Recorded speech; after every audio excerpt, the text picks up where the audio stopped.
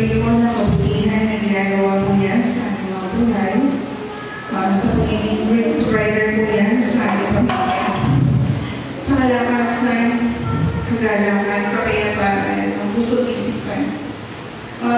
Please ko rin po siyang salamatan sa pagiging great leader po niya, sa patuloy na kalakasan at kagalakan na binibigay po niya sa ating asawa. At maging sa kagalakan po na binibigay po niya sa ating ina. Last Friday night po kasi, sinugod po sa hospital na ating nanay. Dinala po siya sa St. Roch Hospital sa kanilang nahihilo po siya at nanginginig po yung kanyang buong katawan. So, pagdating po doon,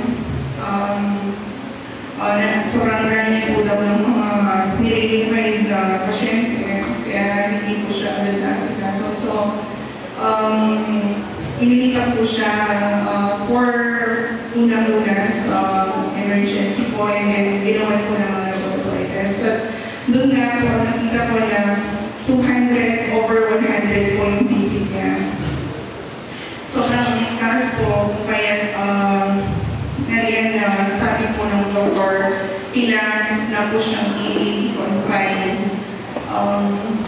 Pero hindi po natuloy yung confinement po sa kanya dahil ayaw po niyang magpa-confine.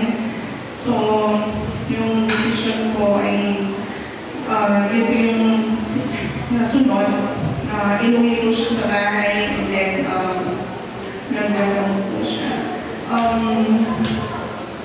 Sa bawat 2 hours po na pag-monitor sa kanyang BP, sobrang thankful po kay Lord na every now and then sa pag-monitor sa kanya nagiging okay naman po hanggang sa naging normal po yung BP niya.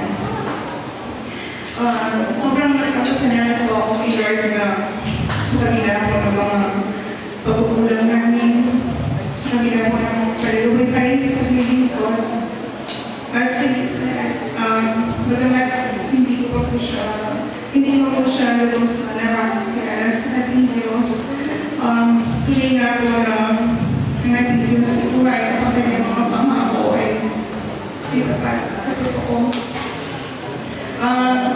Sobrang thankful po ako sa kanya na kanyang mga anak niya ay hindi niya po pinababayaan magiging mga mahal po natin sa buhay. Kaya sa mga panahon na sa mga nahuling panahon ito, sa kanya lamang po tayo tumingin at patuloy na magtiwala sa kanya. Kaya sa kanya lamang po ang